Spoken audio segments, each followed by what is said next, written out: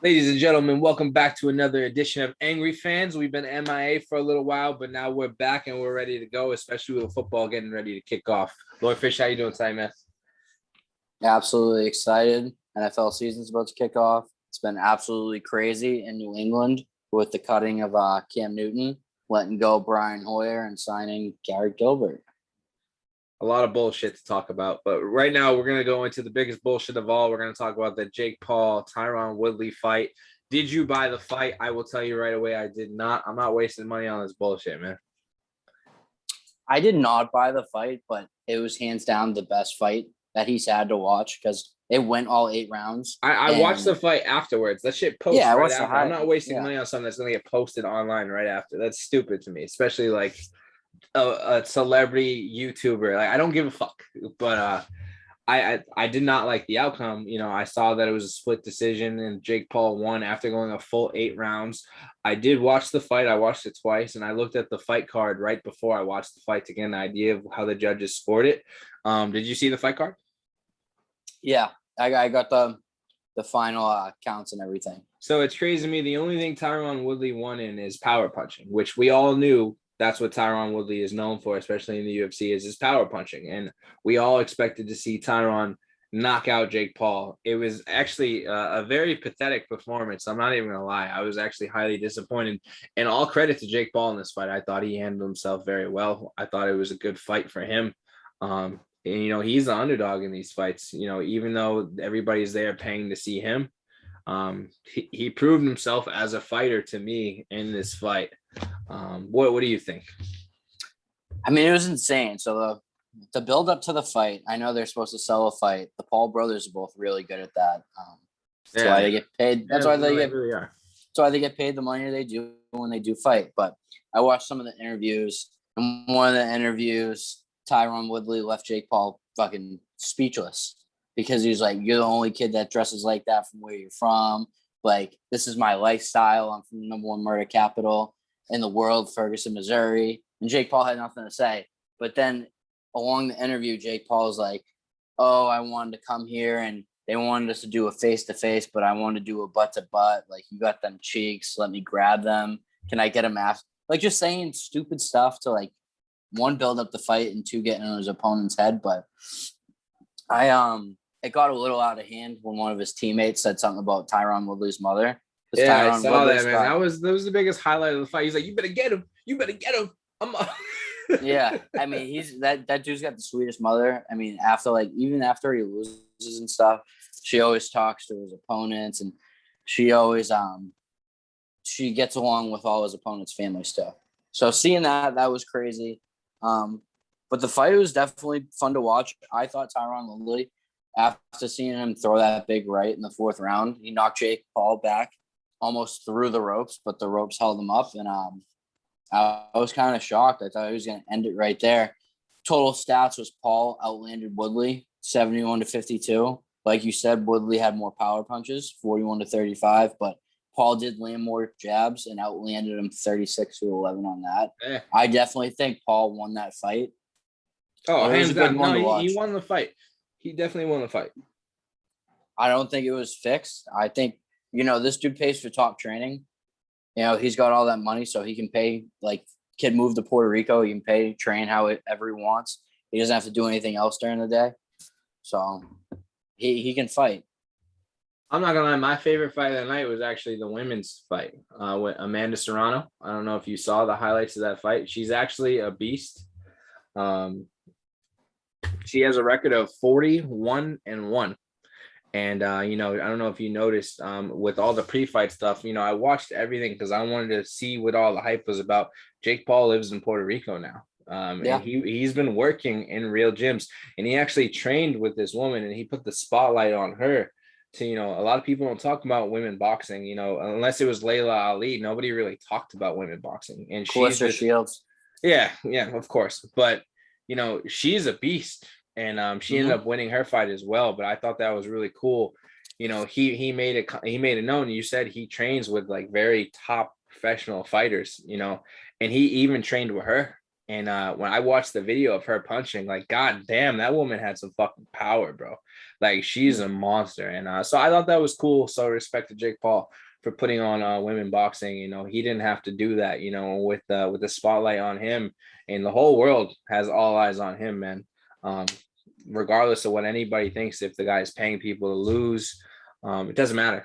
He's drawing in all the eyes on his fights. He's putting boxing back to where it belongs. And, you know, me growing up being a boxing fan, I know UFC is doing great things. Bare knuckle boxing is doing great things, but to me, boxing is still the best.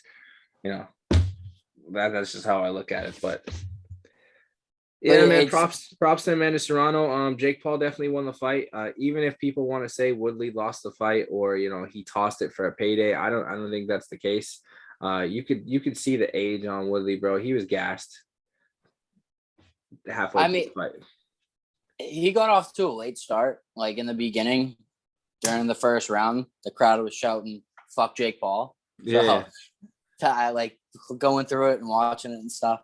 The first 2 rounds he got off to a really slow start, so things could have been a little bit different if he like came out the gate swinging. You know, he's not a regular boxer. He was in the UFC for a long time, so maybe he was just trying to find his footing, see what he could do, and feel him out and shit. But I feel like that was one of his downfalls. Yeah, no, I agree with you for sure. All right, man. So let's go on to the next question, and that is, who do you believe to be Jake Paul's next fight? I already have an idea of who I want to see based off everything that's happened leading up to this past fight. But before I talk about my idea, who do you think he's going to fight next? All right, so let's go over the whole thing. Let's touch on the whole picture. So he's only 24 years old. He's 4-0 as a pro boxer now. So far, leading up, fights his falls. He's fought a YouTuber, a former basketball player, the worst striker in the MMA, and now a former UFC champ. Each opponent has gotten better and better, but he still hasn't fought an actual boxer. The day after the fight, I don't know if you saw this, Jake Paul tweeted out, and I think this was kind of a jab at Conor McGregor because McGregor did the same shit after he fought Floyd Mayweather. He tweeted out, updated status, retired boxer. And after McGregor fought Floyd, he put something similar saying he was retired. So my possible opponents, I have 5 of them for Jake Paul. Let me hear it. I got Vegas's list right here. So I have my own list, and I looked around, but these are dudes he's had beef with. So my first one's Conor McGregor. You know, Conor McGregor stepped in a boxing ring before. He's fought against Floyd. He's been disrespected by Jake Paul time after time. The sleepy chain, bro. Sleepy chain that he gave to Dustin Poirier after Dustin Poirier won. Yo, that was fucking amazing. I'm not gonna lie. That was disrespectful. So disrespectful. The sleepy NyQuil chain, bro. Which is terrible. So my next one is Tyron Woodley.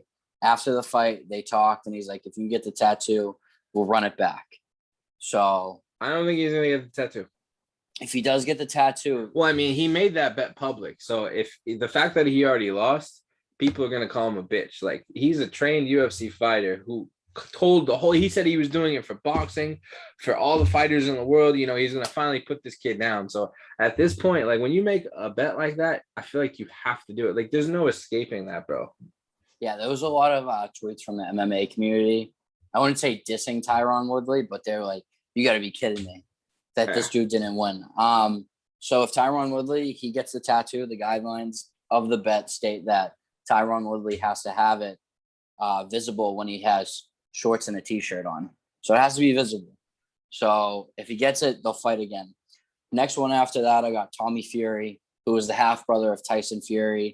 He reality star turned boxer. He was also on that card that night. He ended up winning. I think he's got a 1-0 pro record now.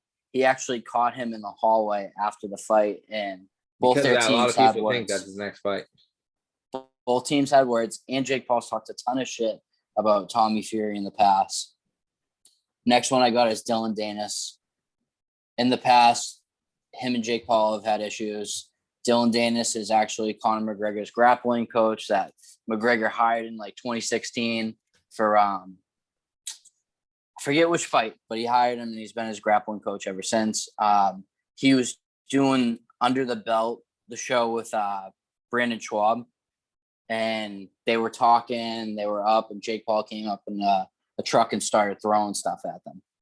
Not directly at Brendan, but at Dylan Danis, and Dylan Danis charged the truck. So I could see that happen. And then my last one is Street Jesus, Jorge Masvidal. So after the whole Tyron Woodley thing, like when Jake Paul's team was saying stuff about Tyron Woodley's mother and etc., Yoel Romero and Jorge Masvidal were about to fly up to Cleveland and take care of it. For everybody that doesn't know, Jorge Masvidal and Tyron Woodley are under the same management team. So those are my 5 that he will fight next. One of those guys. There's 2 names that I'm surprised you didn't mention, especially with all the shit going on with Jake Paul. One name that I'm surprised you didn't mention is somebody who's been going back and forth with Jake on Twitter and Instagram, which is Nate Diaz. Which we all know Jake Paul won't fight Nate Diaz, just like we all know he won't fight Street Jesus. No, he doesn't want that 2-piece in the soda kid. He doesn't want that. The most important name is the biggest controversy with Jake Paul leading up to this fight, and that is Jake Paul's ex-best friend, Austin McBroom. Now, if you're a YouTube guy or if you're on YouTube everywhere, everybody knows this guy, even if you don't watch him. And it's the guy who Austin McBroom is Ace from Ace's family. Everybody knows the Ace family on YouTube. He has a very beautiful woman in his life. They're dealing with some bullshit right now because of Jake Paul. So Austin McBroom was a former college athlete who went YouTube star. And once again, he is really close friends with Jake Paul, or used to be. They actually got into a couple arguments in the streets on Twitter and Instagram, leading up to these last couple months. So if you don't know, Jake Paul went online after Austin said he would fight Jake Paul and knock him out. Jake wouldn't fight him because he knows what would happen. They've known each other for years. If you look at the size comparisons, Austin's a lot smaller than Jake Paul. So obviously I would pick Jake Paul in this fight. But Jake went on Twitter or Instagram or wherever, he went live and he basically said that Austin's wife slid into his DMs and he doesn't blame her because Austin goes behind her back and cheats on her all the time with every little hoe he sees. So, oh God, because of that, Austin got so mad he ran up on Jake Paul. And Jake Paul had his bodyguards, everybody there, and Austin was by himself. Austin went up to him and tried throwing their hands right then and there. This is video you can see on YouTube. I've watched the clip. I've seen it all. Once again, I do think Jake Paul would beat the bag out of this kid. But I don't know if you know this. Austin, he actually ran a fight show where he was doing YouTubers versus TikTokers. Saw that. This is actually a very popular thing, but not too popular. So Austin's actually in trouble right now because he told all the fighters they would be getting paid millions of dollars and he hasn't paid anybody. Also, on top of that, he had James Harden, a very well-known basketball player who invested over $2 million into this because of all the hype with the Paul brothers and everything going on. Like I said, the Ace family, they have millions of followers on YouTube. They're a very popular family. Ace is a very popular guy. They didn't get nearly enough views. So now it looks like nobody's getting money because not only did Austin hire 2 different production companies to cover everything, he hasn't been able to pay anybody because they didn't make any money from the fights. So now Austin's being sued by James Harden and the 2 production companies. And it looks like he fixed his fight when he fought this dude last month. And Austin did call out Jake, and Jake did accept, saying he would fight him if Austin won his fight, which happened last month. Now, mind you, Austin was the final card because he's the guy who hosted the event. So I don't know what's going on with all that. And because of what Jake Paul did, they're now talking about getting divorced and all this other shit. If you look at his wife, beautiful fucking woman, by the way, so hot. Even my girl watches that family all the time. I want to see Jake Paul versus Austin McBroom because I would love to see Jake Paul just knock this kid out. That's going to get a shit ton of views. Mad people are going to love it and watch it. But I do know Jake Paul said after he fought Tyron Woodley, he wants to take a break. He's been training nonstop for the last year and a half. So I don't think this Austin guy is a serious fight at all. So I think we could see him fight Austin in the next 3-4 months or whatever, and then move on to fighting Nate Diaz or Fury. I think the next fight that does happen, if it's not Nate Diaz or Austin McBroom, it will be Fury. Fair enough. Fair enough. All right, let's change it over to football. So we were talking about Hard Knocks, Dallas Cowboys. What's your takeaway from Hard Knocks from the Cowboys?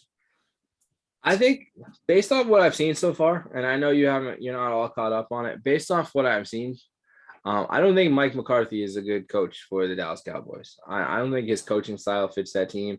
I never liked him in Green Bay as it was. It's the reason why they had the bad ending that they did. Just based off what I'm seeing, he's being overprotective of Dak Prescott, and based off the media and everybody talking, I've been hesitant, off of reports from news anchors, analysts, whatever, saying Dak Prescott hurt himself and now he's not going to be able to throw. He's not going to be able to do this. I don't think he's going to be able to compete. He's not going to be the same guy. We're talking about one of the best QBs in the league. Regardless if I hate the Cowboys or Dak Prescott, he's a top 5 quarterback in the NFL. We all know that when Dak Prescott is healthy, he's hands down a top 5 quarterback. There's no denying that. His team sucks, but fantasy wise, the guy is a go-to for sure. They're not letting him do anything. They're not letting him throw. They're not letting him participate in practices. I've been losing my mind seeing this dude on the sidelines like, yo, coach, put me in. Coach, let me go. Let me do this. Let me do that. And they refuse to let the guy go. Now, obviously, season's about to start. So he finally got some practice reps in the last couple of weeks. But this dude was totally fine, and they're just being overprotective. And it really bothers me, the media misleading us, the fans, saying all these extra problems are going on when we really don't know because they didn't give this guy a chance to go. But I will tell you, as a fantasy guru and somebody who's about to win his money league against Lord Fish and all my other friends, if you have an opportunity to draft Dak Prescott, I think you're all in, go all for him. Because once the season starts, there's no holding that dude back. They don't have any backups in Dallas, so they need to rely on Dak Prescott. That's why they are being very precautious. I don't blame them whatsoever. But at the same time, it's very upsetting and very, very annoying that they would mislead everybody like that. The biggest takeaway from Hard Knocks is their rookie linebacker, Micah Parsons. That dude is a fucking monster. And I think he's going to be a go-to guy to come and just take over. Kind of like Chase Young, somebody who just stepped in right away and just took off. I think Micah is going to be a beast. And I think they got a steal in the draft with this dude 100%. How's he thriving with his teammates coming in as a rookie? Parsons? He looks like a veteran. He looks like he's been there for a while. And the crazy part is he's coachable too. This guy, anytime somebody steps to the side and gives him some advice, you see him take it and use it right away. And then, he's very intuitive. So you see this guy add his own stuff to it. Based off what I've seen, he's a monster. Even in the preseason games he played in, when they try to take him off the field, this dude was just hungry to get back out there. Even when the coach asked him, hey, what went wrong in that play? He called it out, let his coach know right away. He's like, all right, so you already know it. You just got to do it. It's things like that. Those are the type of football players I love, that you don't need to, he knew it and you could tell he was frustrated that he fucked up, but then they took him away off the field. So he didn't have a chance to go back out there. But yeah, man, the dude's hungry and he has a good eye for the ball. I'm excited to watch that dude play football. It sucks that he's on the Dallas Cowboys 100%. So for this past season, there are only 5 eligible teams based on the criteria. So you can't have a first-year coach and you can't make the playoffs for the last 2 years. So the only 5 eligible teams were Dallas, Arizona, Carolina, Denver, and the Giants. Do you think they made the right choice following Dallas? No, not at all, because Dallas has already been on Hard Knocks. I don't want to watch them. If it was up to me, the team I was telling you earlier before the show, the team I wanted to watch was Washington football team, but they didn't meet the criteria. So out of the teams you named, I would have much rather seen the Arizona Cardinals. You got Kyler Murray, a young up-and-coming quarterback who's just hungry. They recently just got J.J. Watt, another dynamic leader. They just added to the defensive side of the ball. DeAndre Hopkins is over there. There's just so much going on in Arizona, and they're a very exciting, entertaining football team. They're one of the teams in the NFC that just has a huge question mark. And I don't care about the Dallas Cowboys because I don't think they're going to make the playoffs. Of course, not even after the Post Malone Jerry Jones commercial. That was the biggest waste of money I've ever seen. First of all, post Malone as a postman, that was just stupid. Like, I understand they thought it was clever, and then Jerry Jones. I can't stand Jerry Jones, man. I'm happy to just see the doing what guy he still thinks alive and best. kicking. And I'm not gonna lie, I would love to see the Cowboys win the Super Bowl at some point, just so they will shut the fuck up. And just to Absolutely. see Jerry Jones get one before he goes, he's an old guy. Yeah, he got to celebrate in the 90s a lot. And I'm not a Cowboys fan, but I just need these cowgirls to shut the fuck up. Just win one like the Eagles. The Eagles won one. Nobody cared that they won one. Yeah, it upset us as Patriots fans that we lost one, but like we went back out and won the next season. Like, no, nobody cares. Like, cool, you won one, get over it, like go away. I just want it to be over and done with. But with this roster and how they go, I don't think Jerry Jones is going to see another Super Bowl in his lifetime. As sad as that is to say, no disrespect, but I don't think it's going to happen anytime soon. So what I want to get into next is Oh, Patriots. hold on a releasing second. Cam Newton. I gave my pick for the Hard Knocks. Do you agree that it should have been Cowboys, or do you like my pick for the Arizona Cardinals? Who would you want to see? See, I like Carolina. Christian McCaffrey coming back. Hey man, I like the Panthers, but and nobody wants to watch fucking Sam Darnold. Sam Darnold and Robbie Anderson back together. I don't know. I think they have like an interesting thing down there. They got that second year coach from what is it, Temple? He coached out or somewhere, Matt Rule. So I mean, it's just something new and fresh. I would have definitely liked to see it. I would have too. A lot of people hate on Carolina, but we'll see what happens this season. I'm excited for them. I think they have a chance to compete. I don't think they'll make the playoffs, but I think they're going to be a hungry team. Absolutely. What do you want to go into next for football, man? All right. So we're gonna talk about Cam Newton getting released from the Patriots. What are your thoughts, and why do you think they cut him? So the first thing, everybody said the reason why they cut him was because he wasn't vaccinated, which Belichick came out this morning and said that is not the case. That's not true. I don't know why. He made the comment saying, I don't know why everybody's saying that. That is not the reason why he was cut. And so let me stop you right there. What's up? Let me stop you right there. So Urban Meyer said he made comments saying that I had cuts were tough, but he did take players being vaccinated into consideration. Yeah, a lot of people, a lot of coaches around the league are taking that heavy into consideration because you need your quarterback, you need you need everybody to be ready to go. And if one person gets COVID, once again, then there's no fuck ups this year. If a team has COVID, they're automatically forfeiting a win.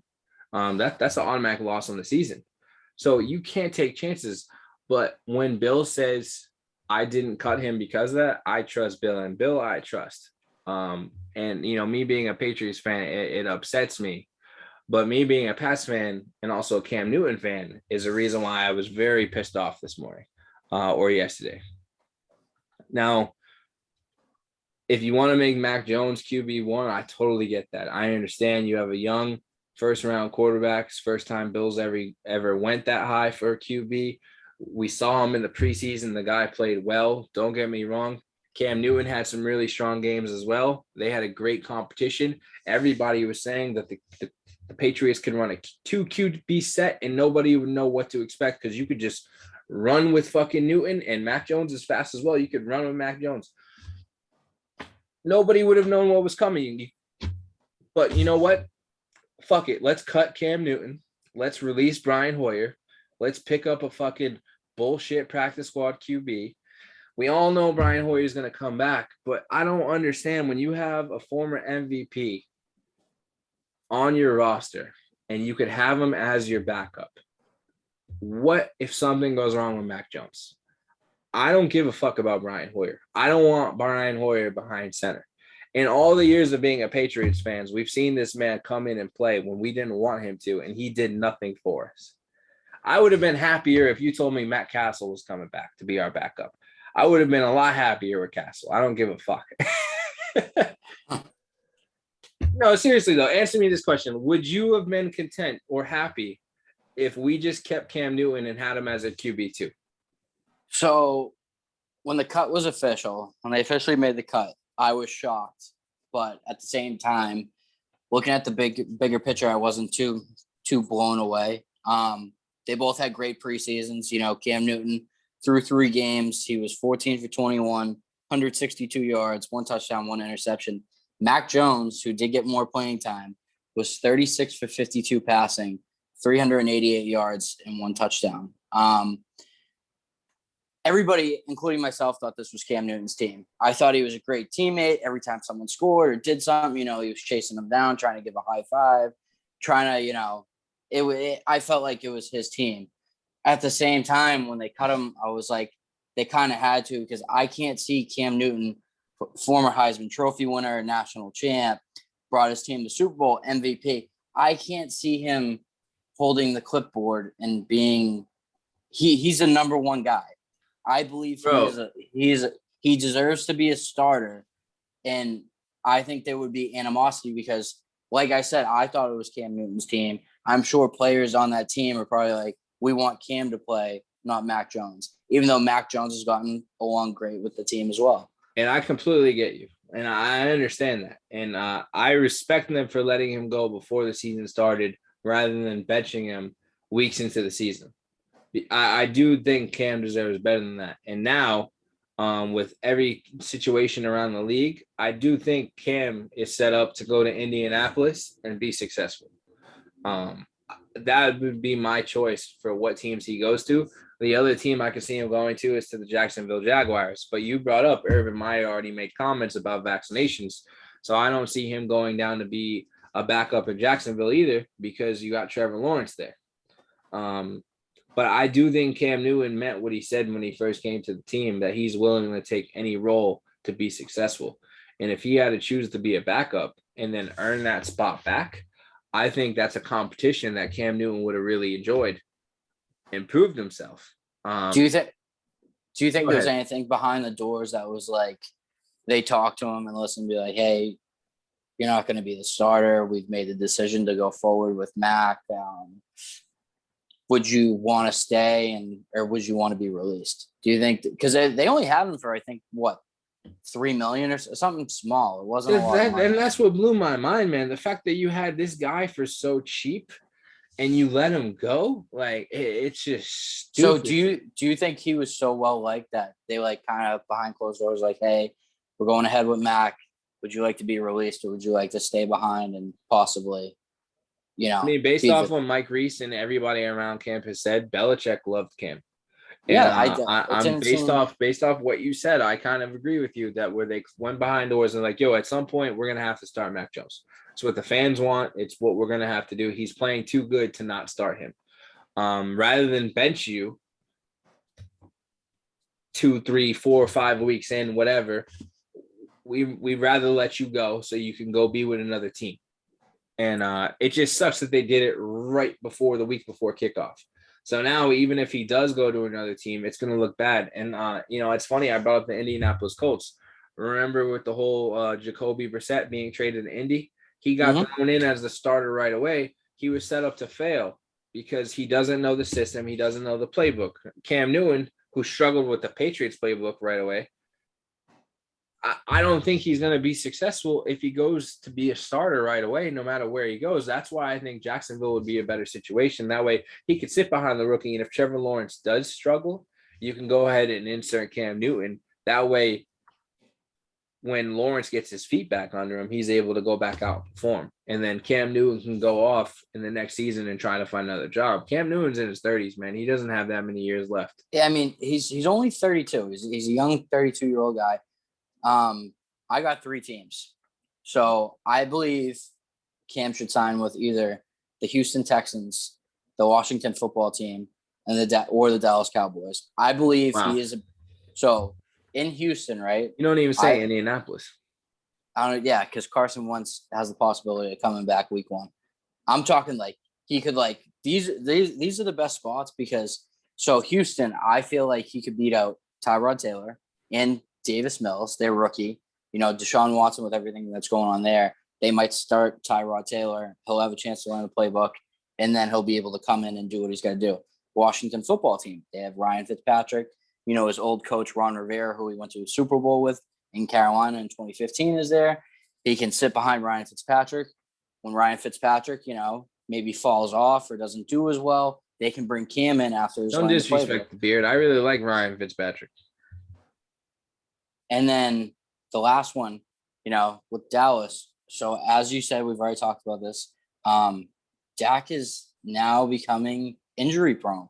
He's phenomenal when he's healthy. He's a top 5 quarterback when he's healthy, but he has the ankle injury from last year. And then supposedly, like you said, it's been different from the media perspective, from what they're showing in Hard Knocks and then what the media is saying. But he also has this back issue, which is limiting his throws. He's not able to throw. So I would love to see him in one of those 3 teams.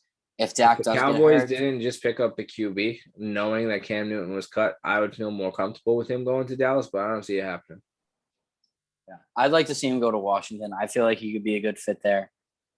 He's got Scary Terry, and then he's got Gibson. He's got the tight end that's pretty good. He can sit and learn. There's not that pressure because, Fitzmagic's there, and he can find his balance and find his setting before he actually has to go in and compete. I agree with the Washington football team. I really like that team, and I hope they become the Washington Red Wolves because that would be badass. I plan on getting that Chase Young jersey as soon as that's announced, if they do the Red Wolves.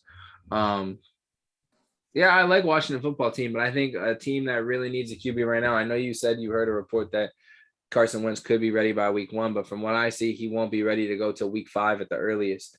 And their backup, he's out for weeks as well. So one of them can instantly go in there and become a starter right away.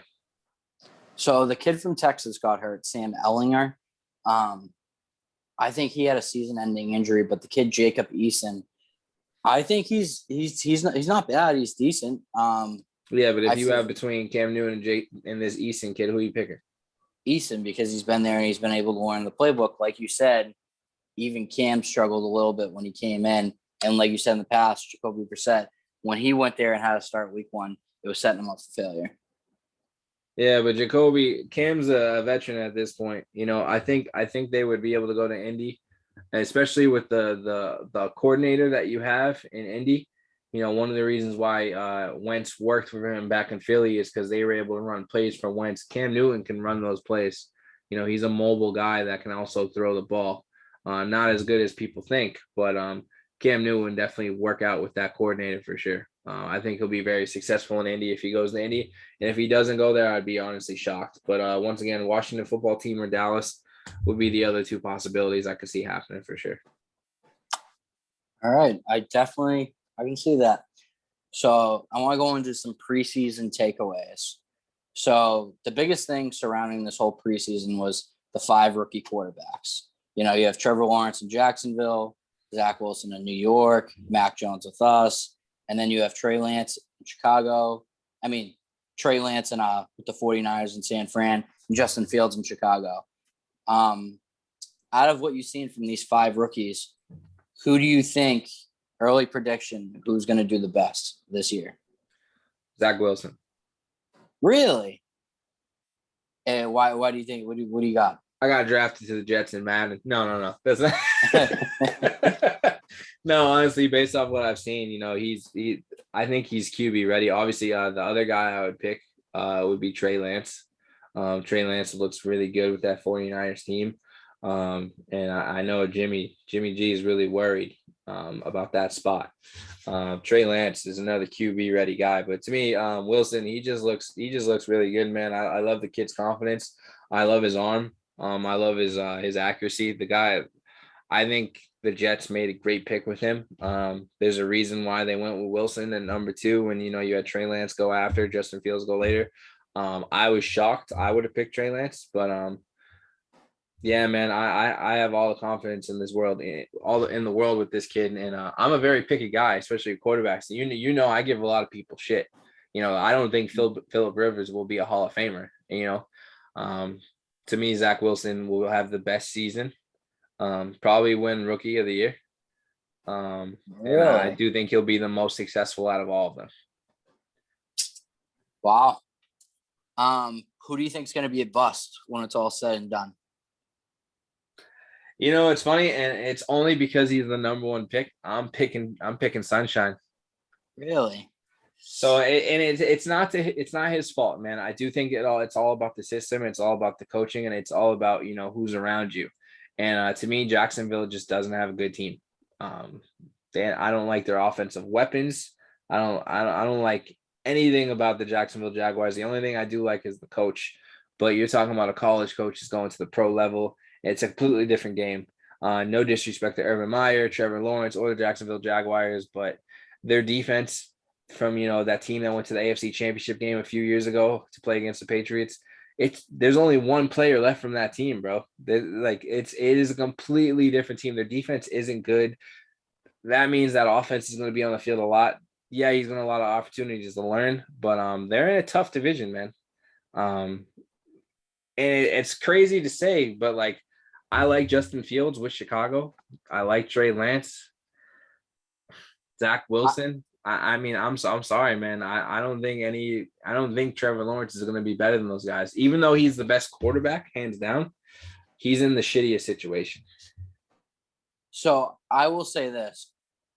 I feel like Justin Fields, I don't think Justin Fields is going to be an overall bust, but I feel like he's going to be a bust for the Chicago fans. After that first preseason game, there was so much hype around him. I just think he's not going to live up to their standards throughout his time. First of all, Chicago doesn't really have standards with QBs. They've never really had a good QB. Can you name me the last good QB out of Chicago? Jay Cutler. And to me, I wouldn't even say Jay Cutler. To me, their last good quarterback would be Kyle Orton. Really? And that's fucking depressing to say. Say McMahon way back in the day. Because look how far back you have to go. And me being a Tar Heel fan, I was really happy about Mitchell Trubisky. And it was really funny seeing Trubisky play against them and do really well in preseason. I thought that was fucking hilarious. I don't know if you saw that. MVP. I thought Trubisky was going to work out, but like you said, the pressure, not everybody can live up to that hype. Chicago fan base. I've liked Justin Fields since college, and I know, I don't blame you for picking him because before the draft even started, you told me you didn't think he was a good QB. No, so I think your pick is a little biased here. I think he'll do good. I'm saying I don't think he'll be a bust. I think he'll be a bust to the Chicago fans because whatever he does, I don't believe he'll live up to their standards. All right, so answer the question how I answer the question, though. Who do you think is going to be the worst QB out of the five? I think Trey Lance will be the worst. Yes, and I think Mac Jones would be the best just because of where he's at, because of the coaching staff he has, the division he's in, etc. Can I get brutally honest with you, man? Yeah, what you got? I think this season is going to be rough for us. I don't think it is. I don't think we're going to make the playoffs anymore, and it's not because Cam Newton's gone. I think now that Cam Newton's gone, the pressure and the hype. You're worried about Justin Fields. I am so worried about Mac Jones, man. Let's be honest now. One of the reasons why I wanted Cam to be here and to hold the clipboard was I wanted him to be here for the first 4 weeks. And one of the biggest reasons why is because Tom Brady and the Tampa Bay Buccaneers are coming back to Gillette for the first time since he left, and he's coming back a Super Bowl champion with Gronk. We all know everybody and their mom is going to be cheering for Tom Brady and Gronk when they get on that field. Yeah, but that's understandable. No, yeah. To us, it's understandable. We're talking about it will be to him too. We're talking about a rookie QB who God knows what the record's going to be come week 4. Who knows if we're going to be 3-0? Who knows if we're going to be 0-3, 1-2? If we're losing, especially if we have a losing record by the time week 4 comes, and then you see those cheers and the fans going crazy, we all know Tom Brady's going to destroy Mac Jones statistically wise. But that game's not. Everybody is going to be cheering for Tom Brady, and we'll probably lose by 15. But you realize where Mac Jones played college? He played for he played for Alabama, and he played on the biggest stage at all times. But that's one thing, he played in one of the most ruthless places. But once again, you got to remember, he didn't play that much. And he played during a pandemic year. All right. So I'm going to say no. Hold on a second before you continue. Now you're talking about a rookie playing for his home. It's a home game for New England. And you're going to have the greatest hero of New England, come home. And if your team's getting busted by 14, 21, 20, I don't know what the score is going to be. The Pats defense is going to be really good, but Tom Brady carved these dudes up in practice left and right all the time. So I'm not worried about that. That's going to suck. If you have the Pats defense in fantasy that week, I would not start them. That's all I'm saying. And I think they're going to be a top 3 defense this year. You're going to be losing, and every time Brady scores, you're going to hear cheers. How is that not going to fuck up your confidence? I don't think it'll be like that. I don't think it'll be that crazy. Oh, so you think it's just going to be like, oh, well, it's Tom Brady, so nobody cares? That's not how it's supposed to be. There'll be big cheering for him when he steps on the field or when he first comes into the stadium and stuff like that. But I don't think it's going to be like that. So you think if Brady throws a touchdown to Gronk or Brady throws a touchdown to Antonio Brown, another guy who played for the Pats? Listen, I'm gonna say this just because I get crazy when I'm a fan. I was at the Red Sox a couple weeks ago, almost got kicked out for yelling at players. You know, nothing bad. Just my grandmother's got a better wind up than you do. Stuff like that, right? If I'm drunk and I'm a fan there, you know, I'm gonna clap for Tom Brady when he comes in.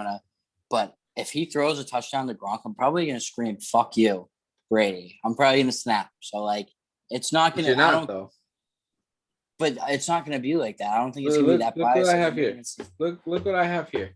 Look what I have here.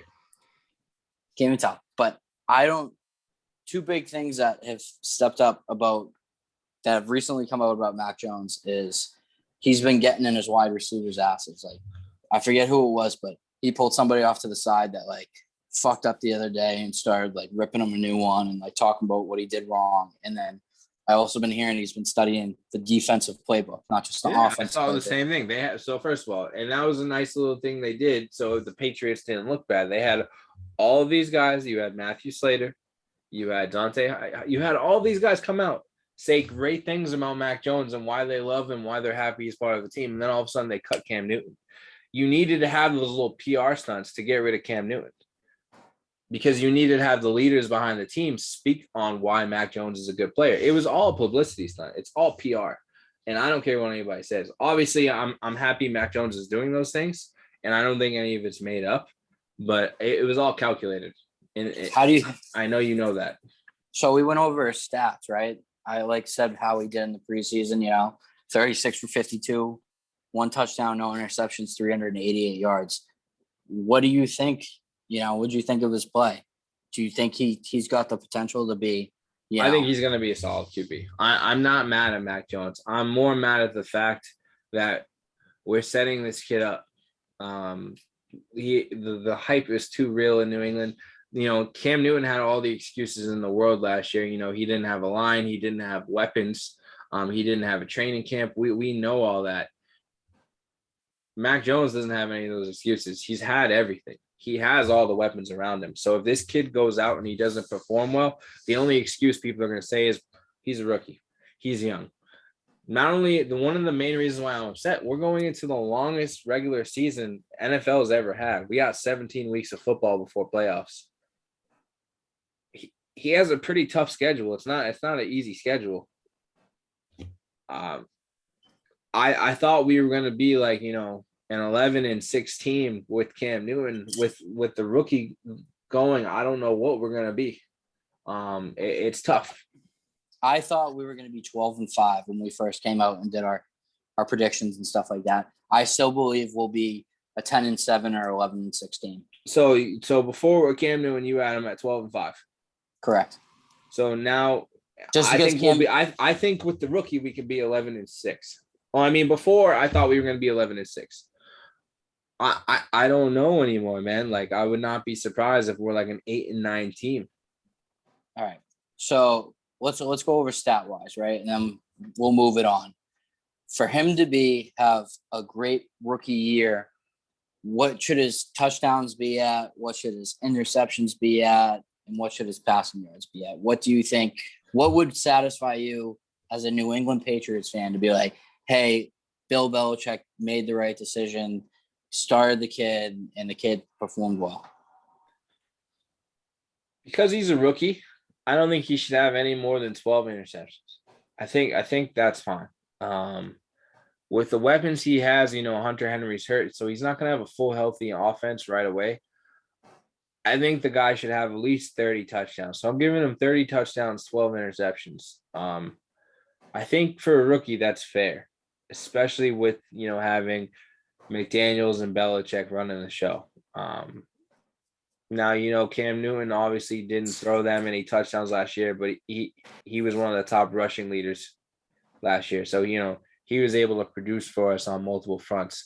Yeah. I like Mac Jones. Like I said, I think he's a good, solid QB. I think he can make the throws, and I think he has a beautiful connection with the offense right now and all the players.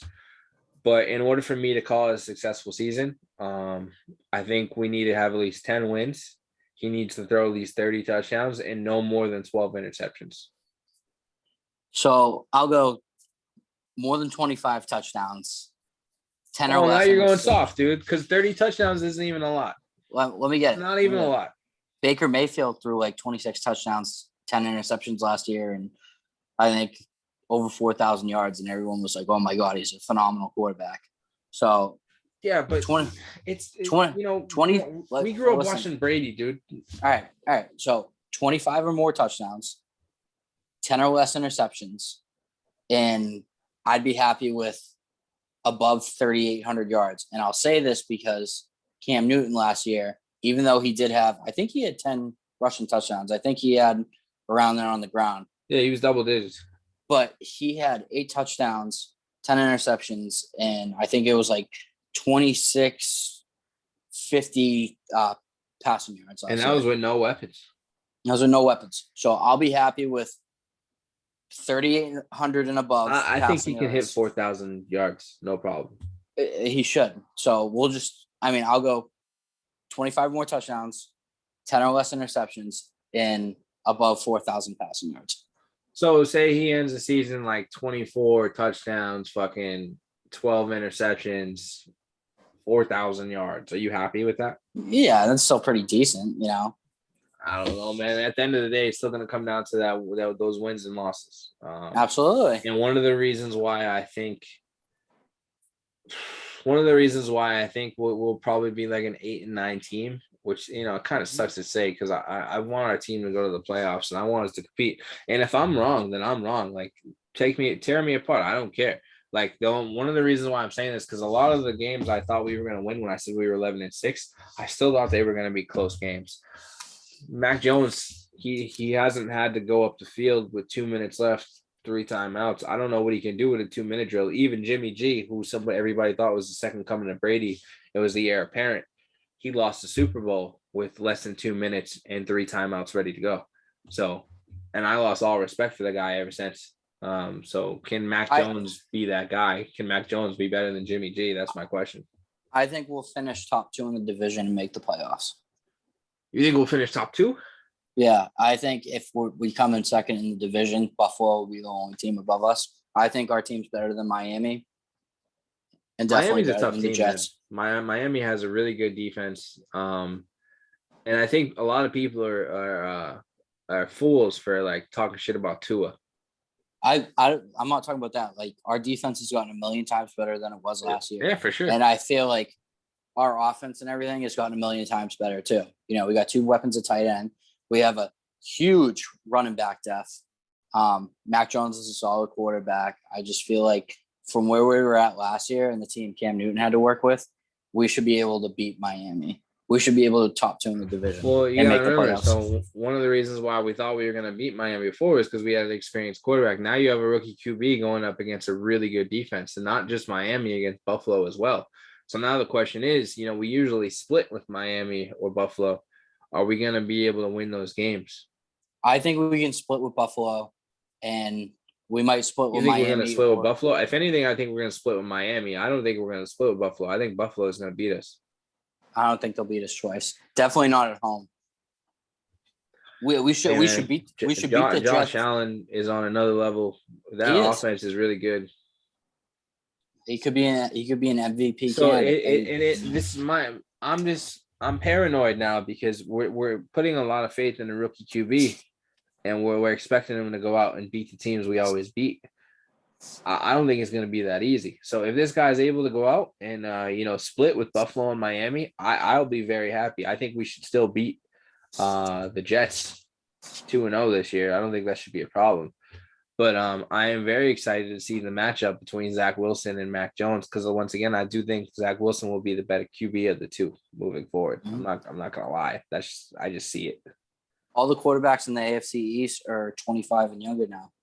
It's so crazy, man. The fact that I have to say the Buffalo Bills have the best QB. I want Mac Jones to be the best QB in the AFC East. I want that. I'm not hating on the guy. I think he's good.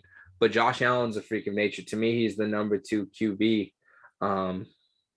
right now, like fantasy-wise.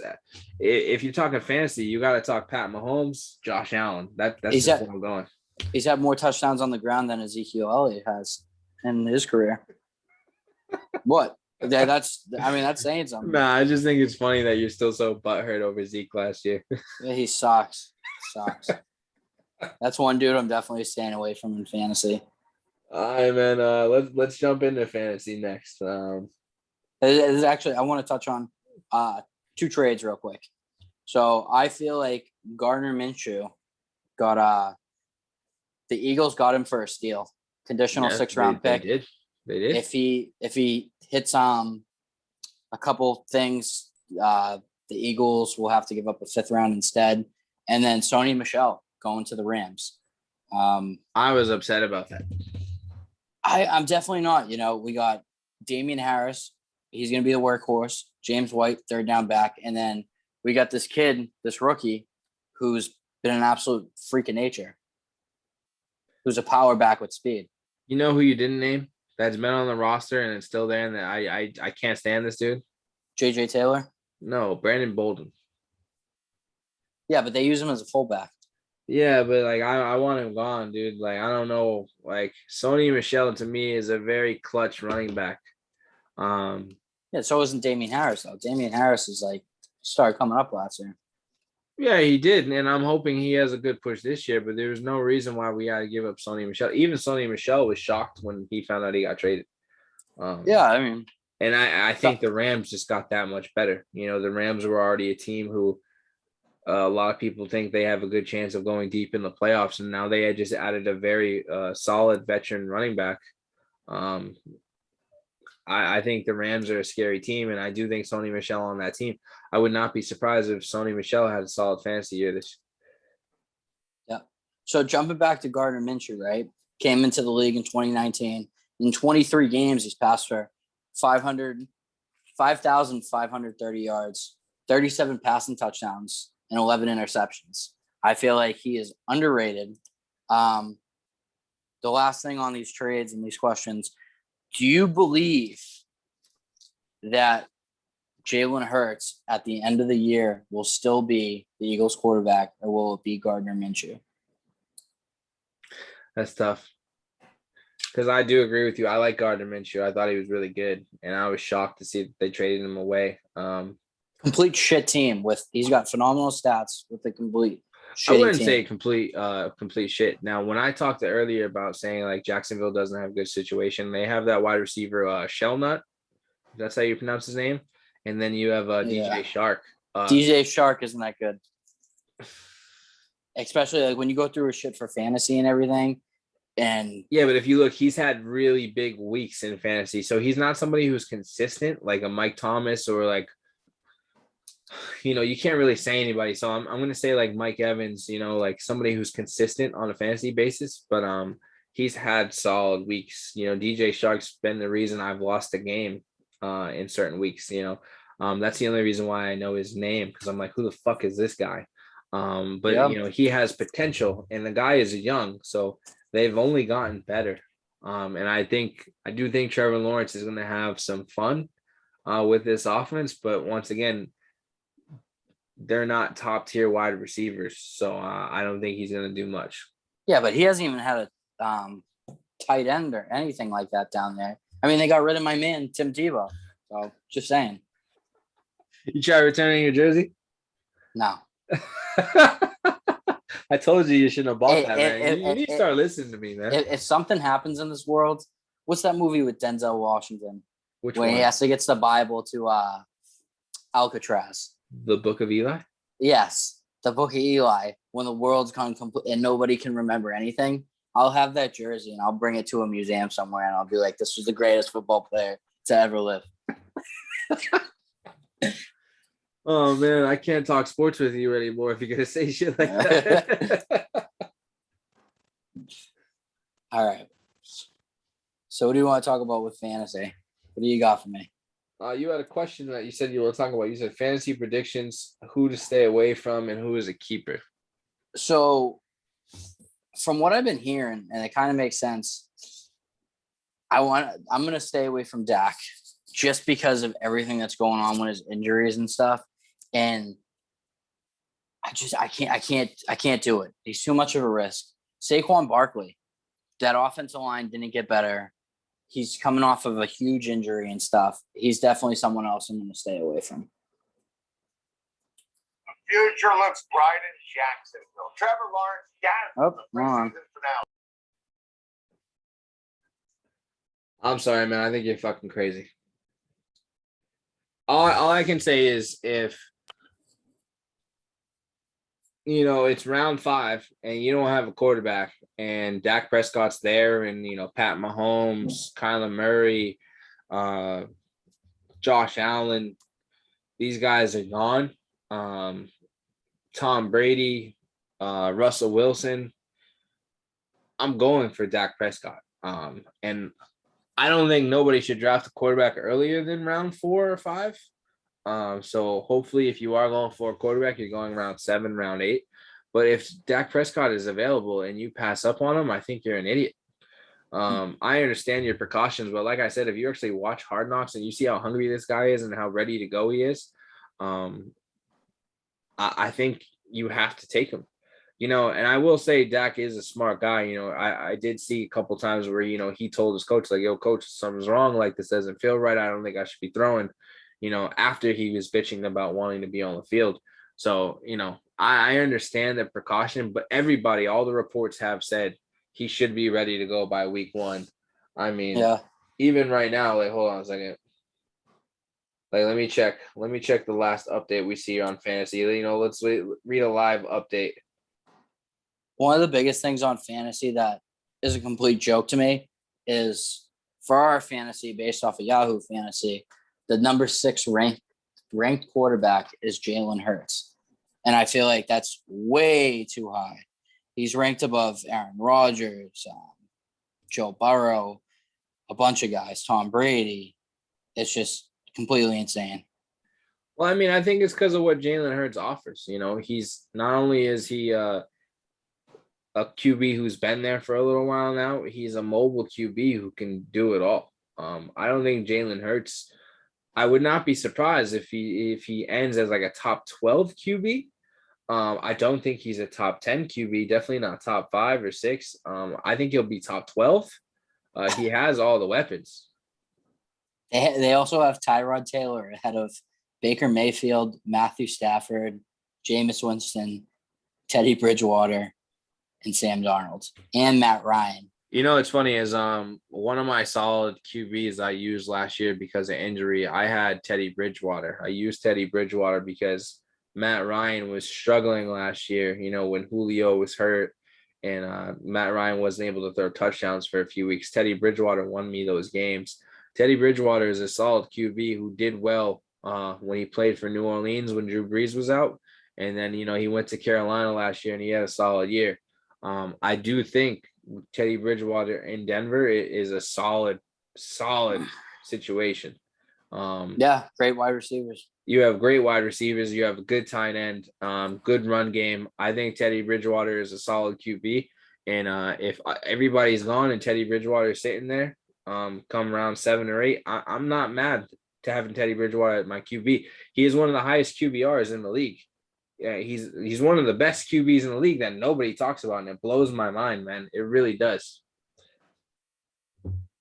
A lot of fans are actually they were disappointed when Drew Lock didn't get that job over there.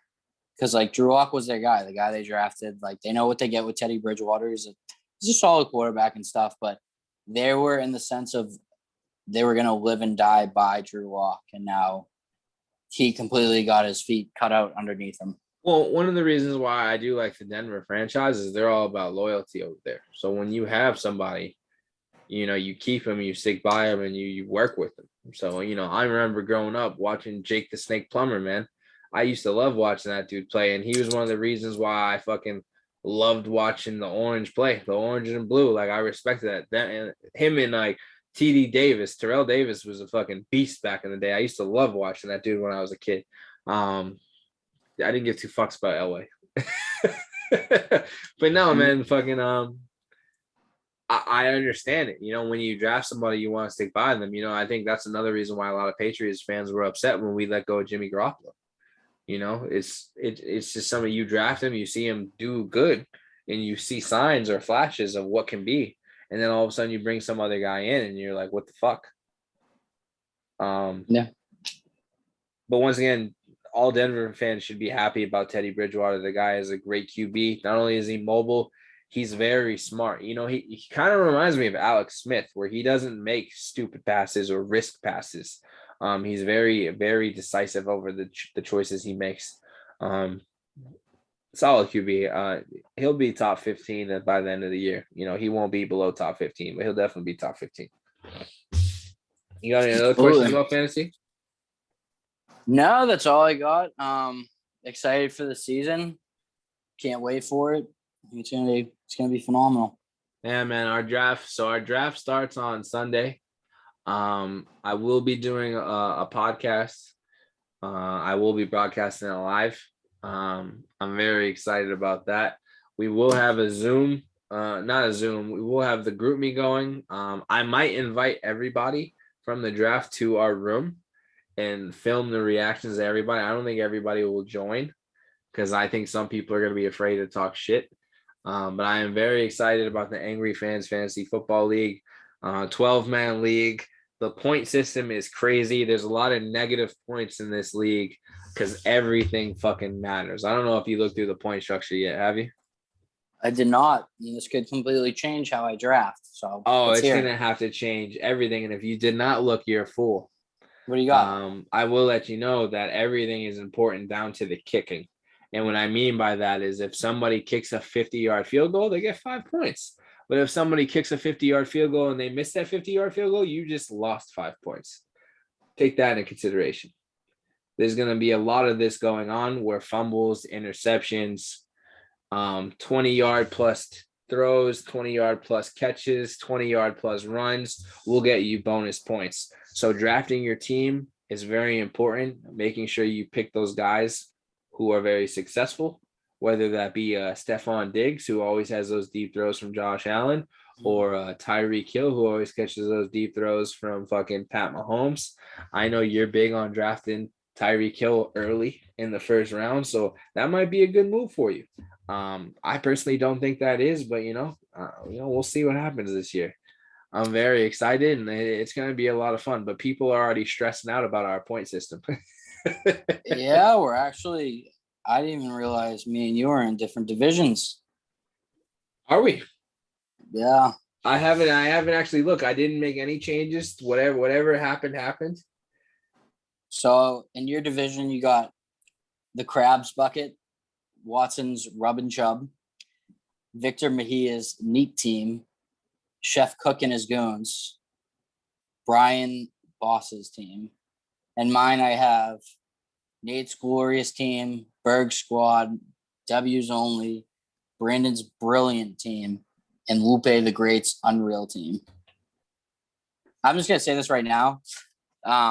Lupe doesn't know how to draft, and his team sucked last year, and it'll probably suck again this year. So I'll just start the trash talk by saying that. But it's been a great episode. That's all I got.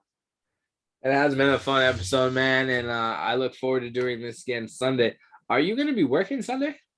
I will be, and drafting. So you're not going to be able to join the Zoom room or anything? Nope. Don't tell my boss.